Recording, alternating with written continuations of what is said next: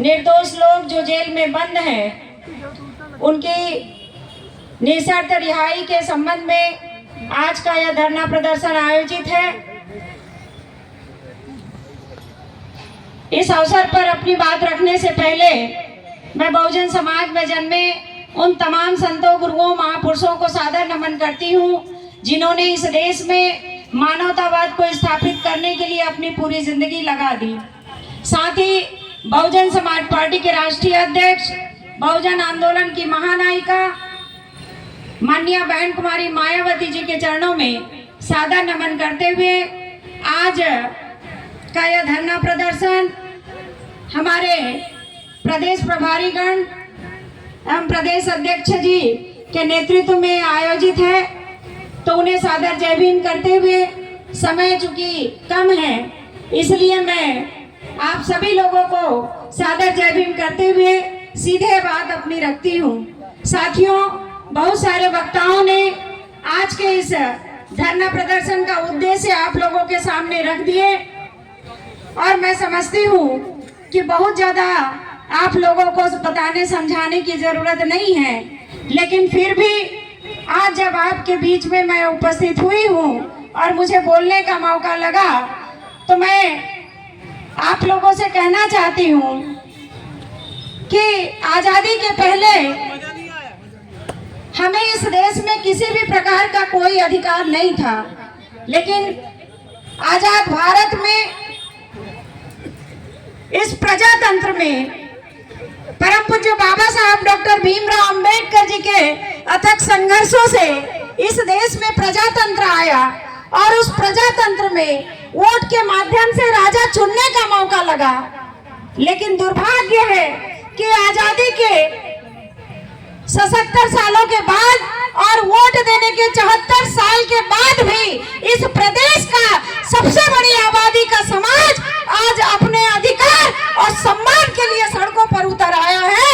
ये बड़े दुर्भाग्य की बात है। मेरे साथियों, ये हमको समझना होगा कि आज ये हमारे साथ नौबत क्यों आई।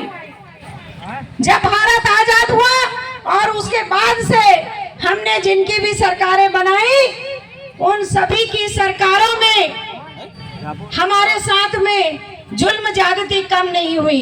जब जब हम जिन पार्टियों के साथ खड़े हुए उसकी सरकार बनी, उसी सरकार ने हमारे समाज को सजा देने का काम किया।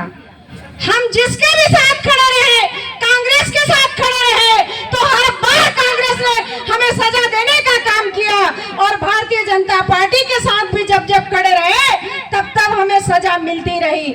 मेरे साथियों, जरा सोच करके देखिए, बहुजन समाज पार्टी नहीं बनी थी उसके पहले भी कांग्रेस की सरकार और बीजेपी की सरकार और उसके सहयोगी दलों की सरकारें रही, तब अनुसूचित जाति, जनजाति और पिछड़े वर्ग का कोई माई बाप, कोई रखवाला नहीं रहा। यही मैं अनुसूचित जाति सतनामी समाज की बात करूं तो गुरुवाइन डबरी कांड ले लीजिए, पांडा तराई कांड ले लीजिए, केसरा कांड ले लीजिए, शिवरी नारायण कांड ले लीजिए। ऐसे कई घटनाएं हैं जिन्होंने मानवता को शर्मसार किया है। ऐसी घटनाओं से मानवता शर्मसार हुई, लेकिन तत्कालीन सरकारों को थोड़ी भी शर्म नहीं आई। उन्होंने समाज के ऊपर हो रहे अत्याचार को रोकने का काम नहीं किया, बल्कि समाज न्याय मांगने जब जब सामने आया तो उसे दंडित करने का, कोड़े मारने का और प्रताड़ित करने का काम इस निकम्मी सरकारों ने किया है। मेरे साथियों, बहुत दूर की बात मत जाइए। अभी यहाँ पर धर्मपुरा प्रकरण हुआ था 2018-19 में। वहां पर जो है इस समाज का गुरु कहा जाता है रुद्र।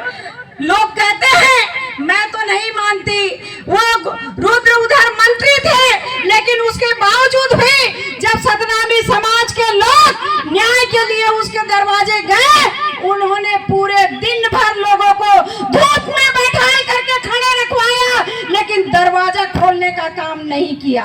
आज भी यहाँ का जो भारतीय जनता पार्टी का जो गुरु है वो जीत करके गया और आज उसके बाद यहाँ समाज तार तार हुआ, उसका सम्मान चकनाचूर हुआ। सतनामी समाज का वो तिल तिल करके मरता रहा और उसने अपने जन्मदिन को स्वाभिमान दिवस दिवस के रूप में मनाया।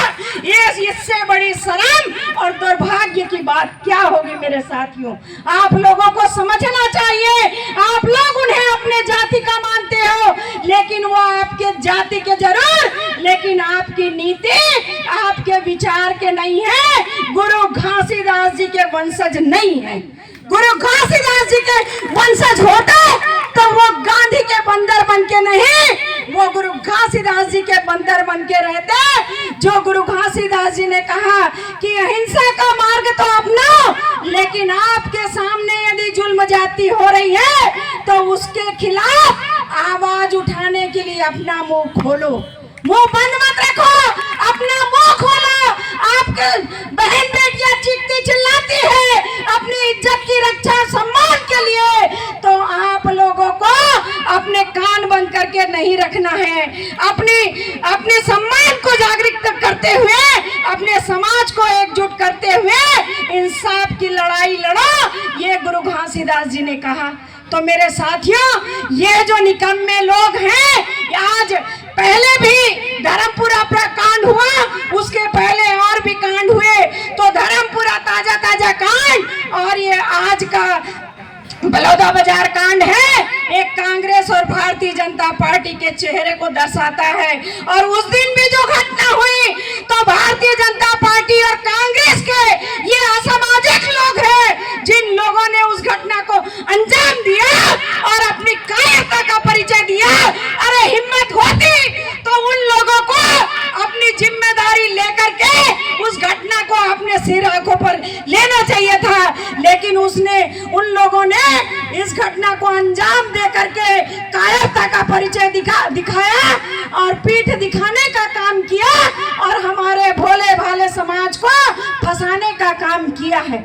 तो मेरे साथियों, मैं उन लोगों से कहना चाहती हूँ कि आप जो ये 10 के 10, चाहे कांग्रेस की पहली सरकार रही तब भी 10 रिजर्वेशन से चुन करके गए गांधी के हरिजन, और भारतीय जनता पार्टी की आज सरकार है और कांग्रेस की से दोनों ही दलों के जीते हुए हरिजन जो हैं वो कांग्रेस बीजेपी की भाषा बोल रहे हैं, आपके लिए लड़ाई नहीं लड़ रहे हैं। तो मैं उन लोगों से कहना चाहती हूँ, आज इस मंच के माध्यम से हम ये भारतीय जनता पार्टी के लोगों को चेताना चाहते हैं। आज हम न्याय मांगने के लिए नहीं, आपको चेताने के लिए आए हैं कि आप हमारे निर्दोष लोगों को जो 4.5 महीने से जेल में बंद है, उन्हें सताना बंद करो, उनकी निःशर्त रिहाई करो। और आप तो करोगे, लेकिन हम अपने समाज को जागरूक करने के लिए आए हैं कि आपने 74 साल से कभी कांग्रेस को जिताया, कभी भारतीय जनता पार्टी को जिताने का काम किया, और जब जब उनको पूरी ताकत से जिताने का काम किया तो उनके पार्टी के लोगों ने आपको सजा देने का काम किया, आपको कोड़े मारने का काम किया, आपको अपमानित करने का काम किया। तो मैं उन सरकारों को ये कहना चाहती हूँ कि गया वो जमाना जब आपके पुरखों ने पुनः पैक्ट करा करके इस समाज के हक अधिकार को खत्म करने का काम किए और समाज में दलाल भड़वे पैदा करने का काम किए। लेकिन उस टाइम बाबा साहब अम्बेडकर जी अकेले थे, लेकिन आज धन्य है मान्यवर कांशीराम साहब जी, जिनके कारण आज ये बहुजन समाज का कारवा यहाँ तक बढ़ चुका है। वो गया जमाना जब बाबा साहब को आपने अकेले परेशान कर लिए, लेकिन अब माननीय बहन कुमारी मायावती जी जैसे सक्षम नेतृत्व हमारे साथ में है। अब हम किसी भी कीमत पर अन्याय बर्दाश्त नहीं करेंगे। और जिस तरह से मान्यवर साहब कांशीराम साहब जी ने कसम खाए थे कि पुनः व्यक्त करा करके परम पूज्य बाबा साहब अम्बेडकर जी को जिस कांग्रेस ने खून के आंसू रुलाया है, मैं उसे नेस्त नाबूद कर दूंगा। और मैं आज आप लोगों को इस मंच के माध्यम से कहना चाहती हूँ कि कांग्रेस तो नेस्त नाबूद हो ही गई है और भारतीय जनता पार्टी की आंखें ऊपर हैं। तो आज इस मंच के माध्यम से हम सब मिलकर के कसम खाते हैं कि भारतीय जनता पार्टी ने आज सतनामी समाज के लोगों को पूरी दुनिया में अपमानित करने का काम किया और यहाँ पर उन्हें बदनाम करने का काम किया है, तो हम उसे ऐसी सजा देंगे कि दोबारा कभी वो उठ नहीं पाएगी, कभी वो सत्ता में काबिज नहीं हो पाएगी। तो मेरे साथियों, आप लोगों से मैं कहना चाहती हूँ, मेरे सतनामी समाज के भाइयों से कहना चाहती हूँ कि जातवाद से बाहर निकलिए। परम पूज्य बाबा गुरु घासीदास जी ने मन के एक बरोबर कहा। बाबा साहब डॉक्टर अंबेडकर जी ने समझे कि मानव मानव एक समान तो है, लेकिन मानव मानव एक समान कैसे होंगे, क्योंकि इस देश में जातवाद की खाई बड़ी है। तो जातवाद की खाई को पाटने के लिए परम पूज्य बाबा साहब अंबेडकर जी ने वोट का अधिकार दिए, वोट का अधिकार दिए और उसी समय कसम खाए थे कि तुमने जिन लोगों को नीच और अछूत बनाया, मैं ऐसी मजबूरी पैदा करूंगा कि जब तक तुम उन नीच अछूतों की पैरवी नहीं करोगे, तुम्हें इस देश में सत्ता मिलने वाली नहीं है। ये बाबा साहब अंबेडकर जी ने कसम खाई और आज आप लोग कसम खा लीजिए कि कसम मरते मर जाए कांग्रेस बीजेपी वाले, लेकिन कभी उनको वोट नहीं करोगे, क्योंकि उनके पुरखे ही हैं जिन्होंने आपको जूठन खाने के लिए मजबूर किया। उनके पुरखे ही हैं कि कांग्रेस बीजेपी के बनाने चलाने वालों के पुरखे जिन्होंने आपको कोड़ा मारने का काम किए, बड़ी बारिश में नदी नाले का पानी पीने के लिए मजबूर किए, जिन्होंने आपके पुरखों की इज्जत लूटने का काम किया, ये उन्हीं के लोग हैं, उन्हीं की आल औलाद हैं। तो अरे जिनके पुरखों ने आपको सम्मान नहीं दिया, क्या उनकी औलादें आपको सम्मान दे सकती है? दे सकती है क्या? और नहीं तो बाबा साहब अंबेडकर जी की बात याद रखिए। 27 नवंबर 1951 को बाबा साहब अंबेडकर जी ने जब कानून मंत्री की कुर्सी से इस्तीफा दिया, तब उन्होंने कहा था कि कांग्रेस एक जलता हुआ घर है, उसका चवन्नी का सदस्य नहीं बनना। और वहां पर उन्होंने कहा कि इतना अच्छा संविधान जो सबके लिए समता मूलक संविधान मैंने बनाया, उस संविधान का लाभ आपको तभी मिल सकता है जब आप अपना दल बनाओगे, अपना धन लगाओगे और उस धन से जो है अपना शासन सत्ता हासिल करोगे। तो मेरे साथियों, मैं आप लोगों से कहना चाहती हूँ कि यदि आप सम्मान पाना चाहते हो, यदि शोषण से मुक्त होना चाहते हो, यदि जुल्म ज्यादतियां समाप्त करना चाहते हो, यदि इस प्रदेश में मान सम्मान और स्वाभिमान से जीवन यापन करना चाहते हो, तो आपकी एकमात्र हितैषी पार्टी बहुजन समाज पार्टी को जिताना होगा, जो आपके हर सुख